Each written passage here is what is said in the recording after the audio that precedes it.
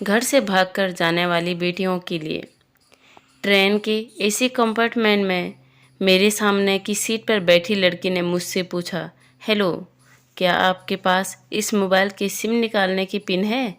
उसने अपने बैग से फ़ोन निकाला और नया सिम डालना चाहती थी, लेकिन सिम खोलने के लिए पिन की ज़रूरत पड़ती है जो उसके पास नहीं थी। मैं गर्दन हिलाई और अपने बैग से पिन निकालकर लड़की को दी। लड़की ने थैंक्स करते हुए पिन ले ली और सिम डालकर फिर मुझे वापस कर दिया। थोड़ी देर बाद फिर से इधर उधर ताकने लगी। मुझसे रहा नहीं गया। मैंने उससे पूछा, कोई परेशानी है? उसने कहा, सिम नहीं चल रहा। मैंने उससे फ़ोन लिया तो उसका सिम एक्टिव हुआ ही नहीं था। मैंने उससे कहा, अभी सिम एक्टिवेट नहीं हुई है, थोड़ी देर में हो जाएगी। एक्टिव होने के बाद आईडी वेरिफिकेशन होगा, उसके बाद आप इस्तेमाल कर सकेंगे। लड़के ने पूछा, आईडी वेरिफिकेशन क्यों? मैंने कहा, आजकल सिम वेरिफिकेशन के बाद एक्टिव होती है। जिस नाम से यह सिम उठाई गई है उसकी जानकारी पूछी जाएगी, बता देना। लड़की घबरा सी गई। मैंने उसे दिलासा देते हुए कहा, इसमें कोई परेशानी नहीं है, कोई बात नहीं। वो अपने हाथ से दूसरा हाथ दबाते हुए मानो किसी परेशानी हुआ। मैंने विनम्रता से उससे कहा, आपको कहीं कॉल करना है तो मेरे मोबाइल से बात कर लीजिए। लड़की ने कहा, जी फिलहाल नहीं, थैंक्स। लीजिए, ये सिम किस नाम से खरीदी गई है? मुझे नहीं पता। मैंने कहा, एक बार एक्टिव होने दीजिए। जिससे आपको सिम दी है उसी के नाम की होगी। उसने कहा, ओके, कोशिश करते हैं। मैंने पूछा, आपका स्टेशन कहाँ है? लड़की ने कहा, दिल्ली। और आपका? लड़की ने मुझसे पूछा।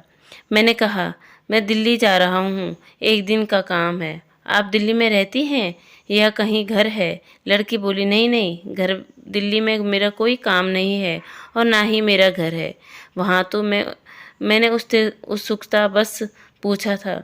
वह बोली, दरअसल यह मेरी दूसरी ट्रेन है, जिसके बाद मैं दिल्ली से तीसरी गाड़ी में पकड़नी है, फिर हमेशा के लिए आज़ाद। मैं बोला, आज़ाद? लेकिन किस तरह से, कैसे? मुझे जिज्ञासा हुई। कैसे आज़ाद हुई हो? लड़की बोली, उसी कैसे जिससे हर लड़की होती है, जहाँ घर वाले कहें शादी कर लो, जब जैसा कहे वैसा करो। मैं घर से भाग चुकी हैं। मुझे ताज्जुब हुआ, मगर उसने अपने ताज्जुब को छुपाते हुए मैंने हंसते हुए पूछा, अकेली भाग रही हो? आपके साथ कोई नज़र नहीं आ रहा है? लड़की, नहीं, साथ में कोई। मैंने प्रश्न खत्म नहीं हो रही थी। दिल्ली में एक और ट्रेन पकड़ोगे से अगले ट्रेन स्टेशन पर वो जवाब मिलेंगे और उसके बाद हम किसी को नहीं मिलेंगे। ओह, तो यह प्यार का मामला है? उसने कहा, जी। मैंने उसे बताया कि मेरी भी लव मैरिज की थी। वह बात सुनकर खुश हुई और मेरी बात को तवज्जो देने लगी। लव मैरिज की बात सुनते ही उसने मुझ में रुचि लेने लगी। वो कहने लगी, कब, कैसे और कहाँ? मैं बाद में बताऊंगा, पहले आप बताओ, आपके घर में कौन कौन है? उसने होशियारी बरतते हुए कहा। वह आपको क्यों बताऊं? मैं आपको क्यों बताऊं मेरे घर में कौन कौन है? मेरे पापा हैं, माँ है, भाई बहन, या हो सकता है भाई बहन ना हो, या सिर्फ बहनें हो।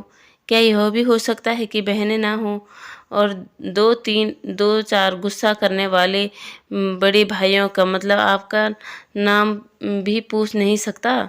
वह बोली, कुछ भी नाम हो सकता है, टीना, मीना, रीना, जिया, कुछ भी। वह बहुत बातूनी लड़की थी। वह थोड़ी इधर उधर की बातें करने के बाद उसने मुझे टॉफ़ी दी, जैसे छोटे बच्चे देते हैं क्लास में। बोली, आज मेरा बर्थडे है। मैंने उसकी हथेली में टॉफ़ी उठाते बधाई दी और पूछते, कितने साल की हुई? 18 साल। मतलब भाग कर शादी करने के लिए कानूनी उम्र हो गई है आपकी? वो हंसी, कुछ देर में काफ़ी फ्रैंक हो चुकी थी। हम दोनों जैसे बहुत पहले से जानते हो एक दूसरे को। मैंने उसे बताया कि मेरी उम्र 35 साल की है, यानी मैं आपसे 17 साल बड़ा हूँ। उसने चुटकी लेते हुए कहा, लग तो नहीं रहे हो। मैं मुस्कुरा दिया। मैंने उससे पूछा, तुम घर से भागकर आई हो, तुम्हारे चेहरे पर चिंता का निशान जरा भी नहीं है। इतनी बेफिक्री मैंने पहली बार देखी। खुद की तारीफ सुनकर खुश हुई। बोली, मुझे उस जनाब ने, मेरे लवर ने पहले ही समझा दिया था, जब घर से निकलो तो बिल्कुल बिंदास रहना, घर वालों के बारे में बिल्कुल मत सोचना, बिल्कुल अपना मूड ख़राब मत करना, सिर्फ मेरे और हम दोनों के बारे में सोचना। और वो वहीं मैं वहीं कर रही हूँ। मैंने फिर कहा, उसने तुम्हें मुझ जैसे अनजान मुसाफिरों से दूर रहने की सलाह नहीं दी थी? उसने हंसकर जवाब भी नहीं दे चाहा। वह भूल गया होगा यह बताना। मैंने उसके प्रेमी की तारीफ करते हुए कहा, वैसे तुम्हारा बॉयफ्रेंड काफ़ी टैलेंट है। उसने किस तरह से तुम्हें अकेले घर से रवाना किया, नई सिम और मोबाइल दिया, 3 ट्रेन बदलवाई ताकि कोई ट्रेन ट्रैक न कर सके। वेरी टैलेंटेड पर्सन, लड़की ने हामी भरी। बोली, बहुत टैलेंटेड है। वह बोली, उसके जैसा कोई नहीं। मैंने उसे बताया कि मेरी शादी को 10 साल हो चुके हैं और एक 8 साल की बेटी और एक 1 साल का बेटा है। तस्वीर दिखाते हुए अपने बच्चों की तस्वीर देखकर उसके मुंह से निकल गया, ओह सो क्यूट। मैंने उसे बताया कि जब पैदा हुए तो मैं कुवैत में था, एक पेट्रोल कंपनी में बहुत अच्छी जॉब थी मेरी, बहुत अच्छी सैलरी थी। फिर कुछ महीनों बाद मैंने जब जॉब छोड़ दी और अपने घर कस्बे में काम करने लगा। लड़की ने पूछा, जॉब क्यों छोड़ी? मैंने कहा, बच्ची को पहली बार गोद में उठाए तो ऐसे लगा जैसे मेरी दुनिया मेरे हाथों में है। 30 दिन की छुट्टी पर घर आया था, वापस जाना था लेकिन जा न सका। इधर बच्ची का बचपन खर्च होता, उधर मैं पूरी दुनिया कमा लूँ। तब मैं घाटे का सौदा है। मेरी 2 टके की नौकरी, बचपन का उनका लाखों का। उसने पूछा, क्या बीवी बच्चों को साथ नहीं ले जा सकते थे वहाँ? मैंने कहा, काफ़ी टेक्निकल मामलों से गुजर कर लंबे समय के बाद रख सकते थे। उस वक्त यह मुमकिन नहीं था। मुझे दोनों में से एक को चुनना था, आलीशान रहन सहन के साथ नौकरी या परिवार। मैंने परिवार चुना। उसने अपनी बेटी को बड़ा होते देखने के लिए मैं कुवैत वापस गया था, लेकिन अपना इस्तीफा देकर लौट आया। लड़की ने कहा, वेरी इम्प्रेसिव। मैं मुस्कुराकर खिड़की की तरफ देखने लगा। लड़की ने पूछा, आप तो लव मैरिज की थी ना, फिर आप भागकर कहाँ गए और कैसे गुजारा किया वो वक्त? इस सवाल पर मुझे महसूस हो गया था कि यह लड़की लड़कपन के शिखर पर है, बिल्कुल नया समझ है और मासूम छोटी बहन सी है। मैंने उसे बताया कि हमने भागकर शादी नहीं की और यह भी है कि उसके पापा ने मुझे पहली नज़र में ही सख्ती से रिजेक्ट कर दिया था। मैंने कहा, रिजेक्ट करने का कुछ भी कारण हो सकता है। मेरी जाति, मेरा काम, घर परिवार बिल्कुल सही। लड़की से सहमति दर्ज कराई। आगे पूछा, फिर आपने क्या किया? कहा, मैंने कुछ नहीं किया। उसके पिता ने रिजेक्ट कर दिया। वहीं से मैंने अपने बारे में अलग सोचना शुरू कर दिया। उसने मुझे कहा, भाग चलते हैं, मेरी वाइफ का नाम खुशी है। मैंने तुरंत मना कर दिया। उसने 2 साल लगातार जोर देती रही, भाग चलते हैं। मैंने मना कर दिया। मैंने उसे समझाया कि भागने वाले जोड़े में लड़के की इज्जत पे कोई खास फर्क नहीं पड़ता, जबकि लड़की के पूरे कुल की इज्जत डूब जाती है। भगाने वाला लड़का अपने दोस्तों में हीरो माना जाता है, लेकिन उसके विपरीत जो लड़की प्रेमी संग भाग रही होती है उसे उल्टा कहलाती है। मोहल्ले के लड़के उसे चालू कहते हैं। बुराइयों के तमाम शब्दकोश लड़की के लिए इस्तेमाल किए जाते हैं। भागने वाली लड़की आगे चलकर 60 साल की भी हो जाए, तब भी जवानी के किए हुए कांड के कलंक उसके माथे से नहीं मिटता है। मैं जानता हूँ कि लड़का को तोलने का यह दोराहा मापदंड गलत है, लेकिन हमारे समाज में है तो यही। ये नज़रिया गलत है, मगर सामाजिक नज़रिया यही है। वह अपने नीचे का होंठ दांतों तले पीसने लगी। उसने पानी की बोतल का ढक्कन खोलकर एक घूंट पानी पिया। मैंने कहा, अगर मैं उस दिन खुशी को भगा कर ले जाता तो उसकी माँ को शायद कई दिनों तक पानी भी न पीती। इसलिए मेरी हिम्मत ना हुई कि ऐसा काम करूं। मैं जिससे प्रेम करूं उसके माँ बाप मेरे माँ बाप के समान ही हैं, चाहे शादी हो या ना हो। कुछ पल के लिए हम सोच में पड़ गई, लेकिन मेरे बारे में और अधिक जानना चाहती थी। उसने पूछा, फिर आपकी शादी कैसे हुई? मैंने बताया।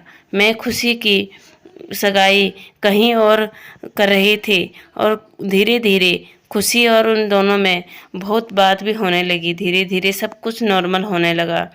जैसे जैसे शादी नज़दीक आने लगी, उन लोगों की डिमांड बढ़ने लगी। डिमांड मतलब, लड़की ने पूछा। डिमांड का एक ही मतलब होता है, दहेज की डिमांड। परिवार में सबको सोने से बने तोहफे, 2 दूल्हे की लग्जरी कार, सास और ननद की नेकलेस, 2 वगैरह वगैरह। बोले यहाँ की रीत है। लड़का भी इस रीत का बराबर हिस्सेदार था। वह सगाई मैंने तुड़वा दी, इसलिए नहीं कि उसकी शादी मुझसे हो, लेकिन ऐसे लालची लोगों से खुशी कभी खुश नहीं रह पाती। और न उनका परिवार फिर किसी तरह घर वालों को समझाया बुझाया और मैं फ्रंट में आ गया। हमारी शादी हो गई। यह सब किस्मत की बात थी।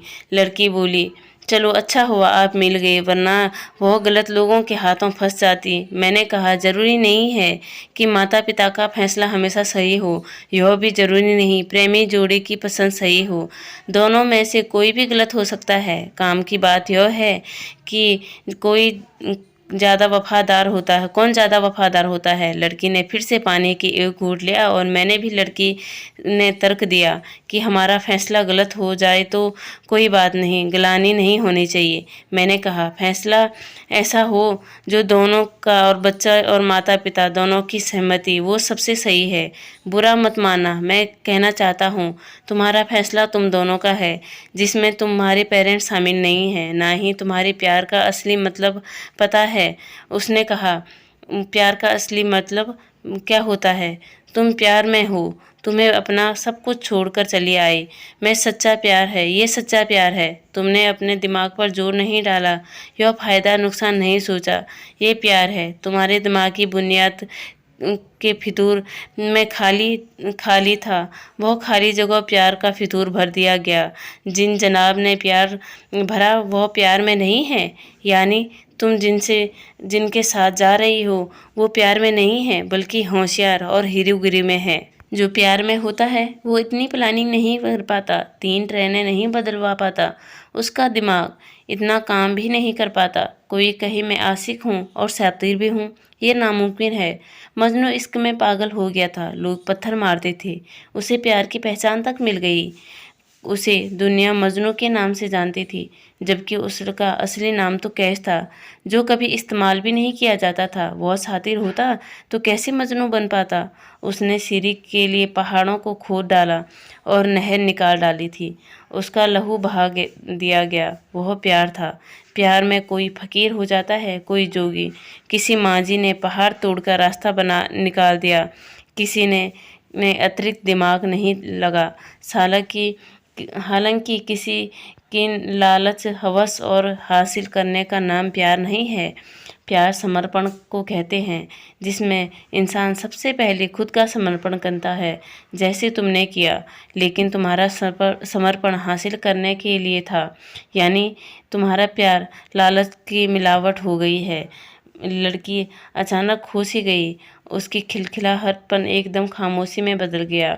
मुझे लगा मैं बहुत ज़्यादा बोल रहा हूँ, फिर भी मैंने जारी रखा और कहा, प्यार तुम्हारे पापा तुमसे करते, कुछ दिनों बाद उनका वजन आधा हो जाएगा। तुम्हारी माँ कई दिनों तक खाना नहीं खाएगी और ना पानी पिएगी, जबकि आपको अपने आशिक को आजमा कर देख लेना चाहिए था। ना उनकी सेहत पर फर्क पड़ता और ना दिमाग पर। वह अक्लमंद है, अपने लिए अच्छा सोच लेता है। आजकल गली मोहल्ले में हर चीज़ में लौंडे लपाड़ी पार्टी को प्यार समझ जाता है। वह प्यार नहीं होता है जो सिनेमा जैसा ही सब कुछ हो। एक तरफ से स्टंटबाजी तैयारी, अलग कुछ करने का फितूर और कुछ नहीं। लड़की का चेहरे का रंग बदल गया। ऐसा लग रहा था वो अब यहाँ नहीं, अपना दिमाग किसी अतीत में टहलने निकल गया हो। मैं अपने फ़ोन को चलाने लगा, लेकिन मन की इंद्री उसकी तरफ ही थी। थोड़ी देर में उसका और मेरा स्टेशन आ गया। बात कहाँ से और कहाँ निकल गई और कहाँ पहुँच कर रह गई। उसके मोबाइल पर मैसेज टोन बजी। देखा, सिम एक्टिवेट हो चुकी थी। उसने चुपचाप बैग में से आगे का टिकट निकाला और फाड़ दिया। मुझसे कहा, एक कॉल करना है। मैंने मोबाइल दिया। उसने नंबर डायल करके कहा, सॉरी पापा, और सिसक कर रोने लगी। सामने पिता भी फ़ोन पर बेटी को संभालने की कोशिश करने लगे। उसने कहा, पिताजी आप बिल्कुल चिंता मत कीजिए, मैं घर आ रही हूँ। दोनों तरफ से भावनाओं का सागर उमड़ पड़ा। हम ट्रेन में से उतरे और अब उसने फिर से पिन मांगी। मैंने पिन दी। उसने मोबाइल से सिम निकाल कर तोड़ दी और फिर मुझे वापस कर दिया। यह मेरा दावा है, माता पिता से ज़्यादा तुम्हें दुनिया में कोई भी प्यार नहीं कर सकता है। कहानी पढ़कर शेयर अवश्य कीजिएगा। शायद कोई परिवार, कोई बेटी और उसका भविष्य बच जाए। आशा है कहानी आपको पसंद आई होगी। आप हमारे चैनल पे नए हैं तो चैनल को लाइक करें, शेयर करें और सब्सक्राइब करें। और हाँ, बेल आइकन को प्रेस करना बिल्कुल ना भूलें ताकि आने वाली सभी वीडियो का नोटिफिकेशन सबसे पहले आपको प्राप्त हो। तो मिलते हैं अगली कहानी में, लेकिन मैं फिर आऊँगी। तब तक के लिए धन्यवाद।